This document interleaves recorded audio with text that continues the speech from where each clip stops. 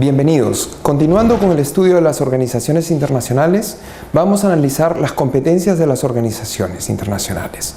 Las competencias pueden ser de dos tipos: competencias de atribución y competencias implícitas.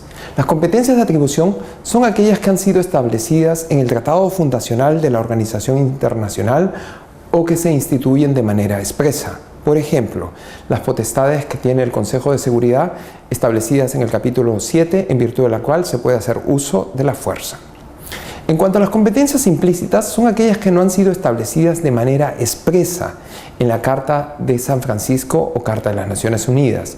Sin lugar a dudas, estas competencias son las que permiten que la organización internacional pueda cumplir sus objetivos. Así, por ejemplo, cuando hablamos de las operaciones de mantenimiento de la paz, hablamos del capítulo 6,5 de la Carta de San Francisco. El capítulo 6,5 no existe. Lo que existe en la Carta de San Francisco es el capítulo 6, que habla de la solución pacífica de controversias, y el capítulo 7 del uso de la fuerza en caso de amenazas para la paz. Como pueden comprender, el capítulo 6,5, como la doctrina y la academia le llama, es un capítulo que responde a una necesidad. ¿Cuál es? El objetivo de las Naciones Unidas de lograr la paz y seguridad internacionales. Como es un objetivo y no se estableció las herramientas en un sentido tal cual conocemos actualmente las operaciones de paz, podemos decir que estas son una creación y están establecidas como competencias implícitas. Cuando utilizamos competencias implícitas, tenemos que tener en cuenta que ellas pueden ser utilizadas en la medida que sean razonables y útiles. Así, por ejemplo, esto facilitará que sea un criterio uniforme y adecuado. Debemos indicar también que las organizaciones internacionales, en cuanto a sus órganos, deben tener órganos que sean permanentes, que mantengan una independencia frente a los Estados miembros y que puedan expresar su voluntad a través de mecanismos adecuados de toma de decisiones. En cuanto a los órganos de las organizaciones internacionales, podemos clasificarlos en dos tipos: órganos principales y órganos subsidiarios. Los órganos principales pueden ser plenarios, en los que participan el total de los miembros de una organización internacional. Así, por ejemplo, un órgano plenario es la Asamblea General de las Naciones Unidas, donde participan 193 Estados miembros. Mientras que los órganos restringidos son aquellos que están limitados en cuanto a su número a determinados Estados miembros de la organización internacional. Órganos restringidos son, por supuesto, el Consejo de Seguridad de las Naciones Unidas, que tiene 15 miembros, 5 permanentes y 10 rotativos, cada 2 años van cambiando los no permanentes, y el Consejo Económico y Social, llamado también ECOSOC, que cuenta con 54 Estados miembros. En cuanto a los órganos de administración de una organización internacional, ellos tienen carácter burocrático. Podemos decir que frente a los órganos principales también existen órganos subsidiarios. Así, el artículo 7 de la Carta de las Naciones Unidas ha establecido que su creación será conforme a lo establecido en el tratado constitutivo de cada organización internacional, y que se pueden establecer nuevos órganos de carácter subsidiario en la medida que confluya el acuerdo de voluntades entre los Estados. ¿Cómo adoptan sus decisiones las organizaciones internacionales? Las organizaciones internacionales deben adoptar sus decisiones a través de una manifestación de voluntad expresa, y para ello pueden hacerlo de manera unánime. Actualmente no se usa mucho, es muy complejo, reafirma el principio de igualdad soberana entre los Estados. Así, por ejemplo, cuando queremos admitir un nuevo Estado miembro de la Unión Europea, necesitamos de la unanimidad de estos Estados. No obstante, frente a la unanimidad, para lograr que no se impida el funcionamiento de una organización internacional, se usa un procedimiento de disidencia.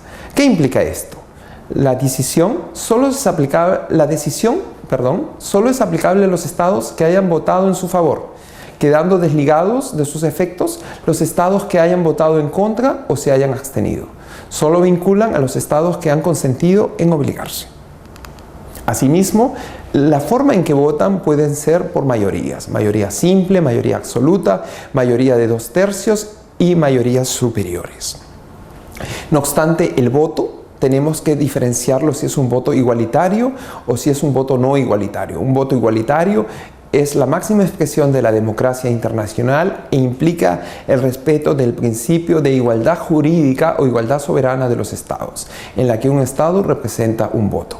En el caso de la Asamblea General de las Naciones Unidas, tenemos un voto igualitario. Lamentablemente, las resoluciones que emanan de la Asamblea General de las Naciones Unidas son meras recomendaciones y no son vinculantes. En cuanto al voto no igualitario, no aplicamos el principio de igualdad en la que un Estado tiene derecho a un voto, porque en estos aspectos cuentan otros factores, como por ejemplo el voto ponderado o la situación del derecho de veto, que existe en el marco del Consejo de Seguridad de las Naciones Unidas, y se toma en cuenta aspectos como la población, el Producto Nacional Bruto, el poder, entre otros, la extensión geográfica, entre otros aspectos. Así, por ejemplo, el voto ponderado atribuye diferente valor al voto que emiten los estados en el marco de una organización internacional, dependiendo de su territorio, de su población o de su Producto Bruto Interno.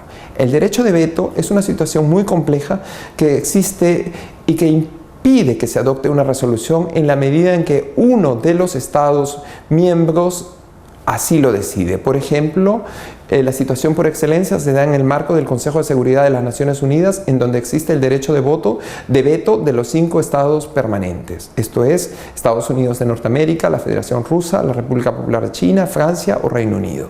Si alguno de ellos en un proceso de votación manifiesta tener un voto contrario al de los otros 4 estados miembros, pues automáticamente la resolución no puede ser adoptada, aunque debemos tener en cuenta otros aspectos como si es un procedimiento de fondo o de forma y si se necesitan 9 votos y diferentes aspectos que a continuación analizaremos en otro vídeo.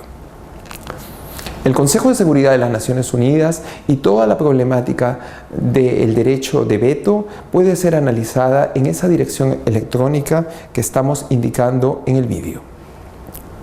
Asimismo, debemos indicar que las decisiones que se adoptan en el marco de una organización internacional pueden ser por consenso. ¿Qué implica el consenso? El consenso implica que en el marco de la organización internacional no hay objeciones. No hay necesidad de proceder a un voto porque se han efectuado consultas previas, negociaciones y transacciones en las que los estados flexibilizan sus posiciones, hacen negociaciones o elaboran un marco multilateral que les permita llevar a cabo una determinada adopción en torno a una temática.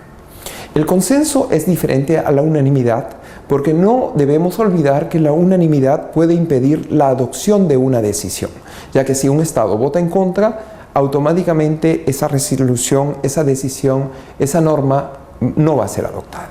La adopción sin derecho a voto es una adopción que presenta aspectos similares al consenso, pero en la que no hay una negociación previa porque se presume que los estados van a tener una posición cerrada, van a tener una posición en la que la negociación, los acuerdos previos no van a ser necesarios porque la temática es de tal naturaleza que obviamente todos los estados van a condenar o van a favorecer una determinada política en tal o cual dirección. Con ello, damos por concluida la fase de competencias y formas en que proceden a votar los Estados miembros en el marco de una organización internacional. Gracias.